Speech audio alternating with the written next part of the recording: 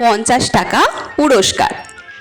মহারাজ কৃষ্ণচন্দ্রের রাজধানী ভাগীরথী হতে প্রায় 12 মাইল দূরবর্তী।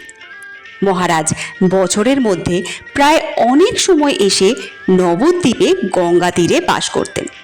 একদিন বর্ষাকালে কথায় কথায় ইলিশ মাছের কথা উঠল। একজন বললে, মহারাজ, ইলিশ মাছ এমনই মজার জিনিস, ক্রয় করে পথ দিয়ে আনতে হলে 200-500 লোককে দামের পরিচয় না দিয়ে আসবার উপায় নেই।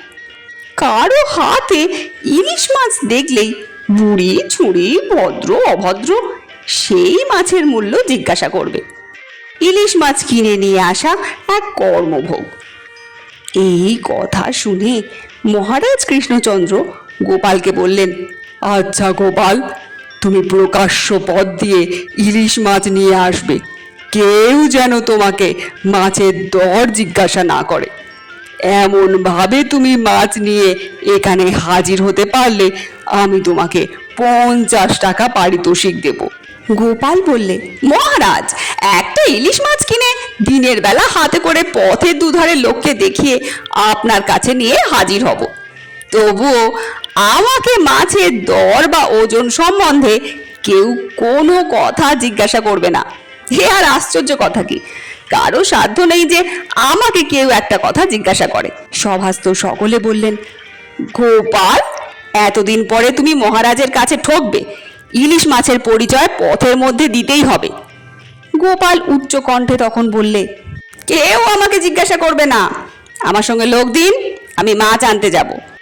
গোপাল ভার ইলিশ মাছের মূল্য আর 2 জন লোককে সঙ্গে নিয়ে গঙ্গা তীরে গেল। গঙ্গা তীরে গিয়ে একজন জেলের কাছ হতে একটি বড় মাছ 12 আনা দিয়ে খরিদ করল। মাছ হাতে বেরিয়ে পথিমধ্যে গোপাল পরিধেয় বস্ত্রখানি খুলে মাথায় জড়ালে এবং ডান হাতে মাছটি ঝুলিয়ে নিয়ে রাজসভার দিকে আসতে লাগলো। সঙ্গী দুজনও গোপালের সঙ্গে সঙ্গে চলতে লাগলো। গোপালের এই অদ্ভুত কীর্তি দেখে ছেলের দল পাগল বলে হাততালি দিতে লাগলো, কিন্তু মাছের দাম কেউ জিজ্ঞাসা করলো না। ক্রমে গোপাল রাজবাড়ির কাছে এসে পৌঁছলো। তখন সে নিজের মাথা থেকে পরিধেয় কাপড়টি খুলে পরে নিয়ে রাজার কাছে হাজির হয়ে ইলিশ মাছটি রাখলে। রাজাকে সবিনয়ে সবিশেষ ঘটনা বলে 50 টাকা পুরস্কার লাভ করলো।